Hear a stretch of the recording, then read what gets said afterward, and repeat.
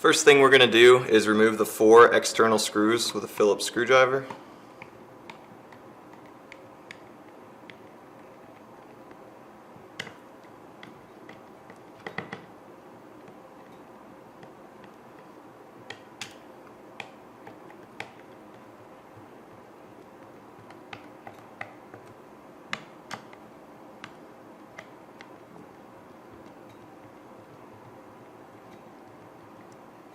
Next, we're going to turn it over and pull up the front housing to remove it.